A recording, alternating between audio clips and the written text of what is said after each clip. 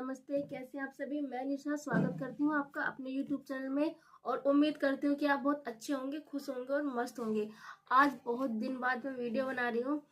तो चलिए, मैं थोड़ा बिजी थी अपने टीचिंग वीचिंग लाइन में, तो इसीलिए मैं वीडियो नहीं बना पाई। लेकिन अब बहुत सारी लड़कियों के पर्सनल मैसेज भी आते हैं, बहुत डाउट रहते हैं, ग्रुप में भी मैसेज पड़े रहते हैं, मेरे पास भी पर्सनल मैसेज बहुत आते हैं कि कितने नंबर पर सेफ है फर्स्ट शिफ्ट वाले और सेकंड शिफ्ट वाले। जैसा कि आप सभी को पता है कि अपनी जो मुख्य सेविका का एग्जाम हुआ है उसमें नॉर्मलाइजेशन का बहुत बड़ा रोल रहा है। नॉर्मलाइजेशन हुआ है, लेकिन ऐसा भी नहीं है कि नॉर्मलाइजेशन में बहुत बड़ा अंतर आ गया कि 8 नंबर का घट गए, 8 नंबर बढ़ गए, 10 नंबर घटा दिए, 15 नंबर घटा दिए। क्योंकि अभी हाल ही में एक रेलवे का रिजल्ट आया है, तो उसमें देखने को मिला है कि किसी कैंडिडेट के 50 मार्क्स थे और उसके नॉर्मलाइजेशन होने के बाद 90 प्लस हो गए थे, कुछ 93 समथिंग। तो उसमें लड़कियां डर गई, मतलब उसे देखकर मुख्य सेविका वाली लड़कियां इतनी डरी हुई हैं कि 75 नंबर वाली लड़की भी अपने आप को सेफ फील नहीं कर रही। ये पता नहीं क्यों ये डर का माहौल उनके अंदर डर ये कहाँ से बैठा, कैसे बैठा मुझे नहीं पता, लेकिन बहुत सारी लड़कियां बहुत ज्यादा डरी हुई हैं।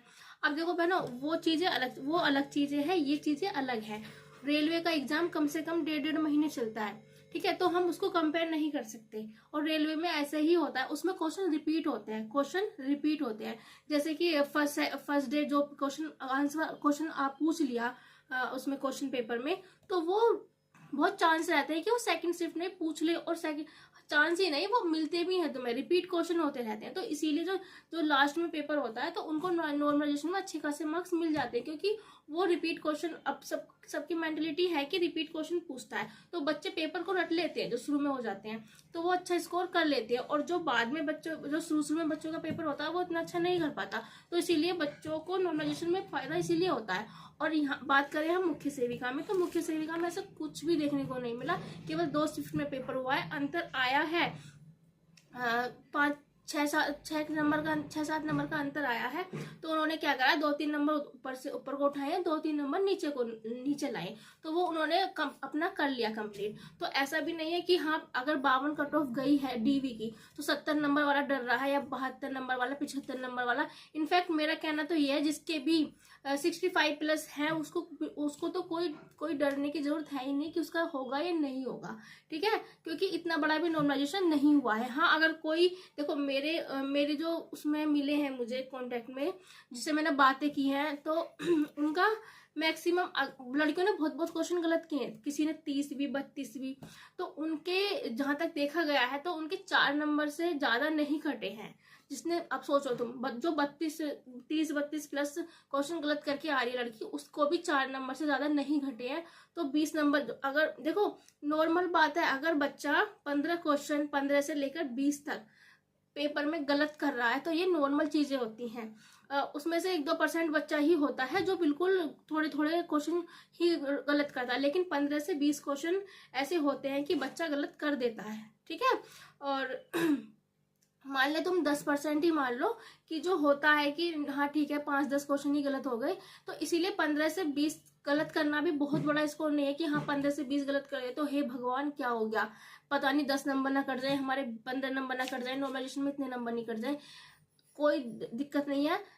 अगर तुमने अच्छा स्कोर किया है, अगर तुम्हारे 65 प्लस नंबर है, तो मेरे अनुमान से तुम्हारे 3 नंबर से ज्यादा नहीं कटे होंगे। 3 मान लो और 3.5 मान लो, इससे ज्यादा तुम्हारे नहीं कटे होंगे, 3 से ज्यादा तो बिल्कुल नहीं कटे होंगे, ठीक है। और अगर तुमने थोड़ा कम स्कोर किया और तुम्हारे ज्यादा ही गलत हो गए हैं, तो तुम्हारे 4 नंबर हम मान सकते हैं कि कटे होंगे 1% चांस में। और यही सेम सीन है सेकंड शिफ्ट वालों का। जरूरी नहीं है किसी का 1 नंबर भी बढ़ा है, किसी के 2 भी बढ़े हैं, किसी के 3 भी बढ़े और किसी के 3.5 भी बढ़े हैं, तो उनके भी उस हिसाब से बढ़े कि हाँ किसने कितना गलत किया है, या किसने कितनी एक्यूरेसी के साथ क्वेश्चन को अटेम्प्ट किया है, ठीक है। तो अब हम बात करेंगे सेफ स्कोर की। आज हम कट ऑफ पे बात नहीं करेंगे, केवल और केवल सेफ स्कोर पे बात करेंगे। मैंने पहले ही वीडियो में बता दिया था, कट ऑफ पे कोई बात नहीं होगी। तो हम बात करते हैं यूआर कैटेगरी, अनरिजर्व कैटेगरी। अगर हम उसमें फर्स्ट शिफ्ट को देखें तो 63 से 64, 63-64 मैंने इसलिए बोला है क्योंकि किसी के कम भी दो भी घटे हैं, किसी के 3 भी घटे हैं, किसी के 3.5 भी घटे और 4 भी घटे। तो 63-64 वाला अपने आप को सेफ फील कर सकता है। और अगर हम सेकंड शिफ्ट की बात करें तो 58 वाला 58 प्लस अपने आप को सेफ फील कर सकता है। ओबीसी की बात करेंगे तो हम 61 से 62 भी मैंने इसीलिए ही बोला है क्योंकि नंबर सेम बिल्कुल इक्वल नहीं कम हुए हैं। सेकंड शिफ्ट की बात करें तो 56-57। और उधर हम एससी की बात करें तो फर्स्ट शिफ्ट में 58 या 59 नंबर अगर आपके हैं तो आप सेफ हो, और अगर सेकंड शिफ्ट में 54 या 55 आपके हैं तो आप बिल्कुल सेफ हो। ईडब्ल्यूएस का भी सेम है, मुझे ऐसा लगता है कि ईडब्ल्यूएस की भी एससी के आसपास ही रहने वाली है। ओबीसी से तो बिल्कुल कम जाएगी, एससी के आसपास ही रहेगी, तो वही 58-59 फर्स्ट शिफ्ट वाले मान सकते हैं, और सेकंड शिफ्ट वाले 55, 54 और 55। और बस यही थी। और एसटी वाले भी थोड़ा अपना आपको 46 गई थी ना आई थिंक, तो जिस भी बहन के 50 प्लस है फर्स्ट शिफ्ट में तो वो अपने आप को सेफ फील कर सकती है, और सेकंड शिफ्ट में जिस बहन के भी 48 के आसपास हैं तो वो भी अपने आप को सेफ फील कर सकती है।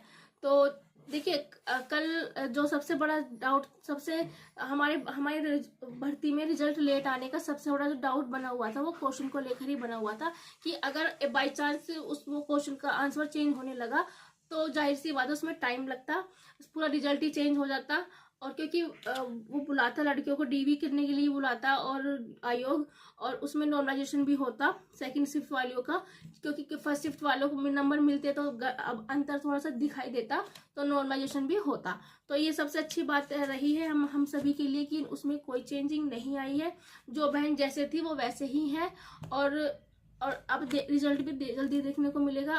उम्मीद यही है कि अप्रैल के लास्ट तक हमें रिजल्ट देखने को मिल जाए। प्रबल संभावना है कि 15 अप्रैल से लेकर हमारी संभावनाएं स्टार्ट हो जाएंगी रिजल्ट आने की, और लास्ट तक हमें रिजल्ट देखने को मिल जाएगा। तो हम भी उम्मीद यही करेंगे आयोग से, और आयोग सचिव सर ने भी हमसे लड़कियों से यही बोला है कि हम अप्रैल में पूरी कोशिश करेंगे रिजल्ट देने की। अगर अप्रैल में रिजल्ट नहीं आता है तो उसके लिए भी सोचा जाएगा। हम सब एकजुट होकर अपने रिजल्ट की मांग करेंगे, इकट्ठा होंगे और अपने हक के लिए जरूर आवाज उठाएंगे कि हमारा रिजल्ट क्यों नहीं आ रहा, बहुत टाइम हो गया। देखिए हमें भी मानसिक रूप से बहुत प्रताड़ना होती है कि हम अब जब से यूपीपी का रिजल्ट आया तब से और ज्यादा हो गई है क्रेविंग, मतलब क्रेविंग टाइप की होती है ना ये किसी चीज की क्रेविंग, वो लड़कियों हमारे अंदर रिजल्ट की हो गई है। क्योंकि सभी पूछते हैं यूपीपी का आया, तुम्हारा नहीं आया, तुम्हारा कब होगा। यूपीपी वाले बच्चे ट्रेनिंग पे भी जाने के लिए तैयार है। तो देखिए सब्र का फल अच्छा होता है, और जिसने सब्र करना सीख लिया उसने जिंदगी में सब कुछ पा लिया, मेरा मानना तो ये है। और यूपी SSC का हर एक एस्पिरेंट के अंदर यही खासियत है कि उसको जिंदगी सब्र करना सिखा देती है, और ये सबसे अच्छी चीज है जिंदगी में जीने के लिए कि हाँ इंसान को सब्र करना आना चाहिए। तो चलिए अप्रैल के लिए भी ज्यादा टाइम नहीं है, मार्च गया और अब अप्रैल के लिए हम वेट करेंगे। तो मैं विदा लेती हूँ और नेक्स्ट वीडियो में फिर मिलेंगे। धन्यवाद, टाटा, बाय बाय। और जो चैनल पे नए हैं चैनल को सब्सक्राइब कर देना, लाइक कर देना और शेयर कर देना उन सभी बहनों को जो परेशान है इस चीज को लेकर कि सेफ स्कोर क्या होगा।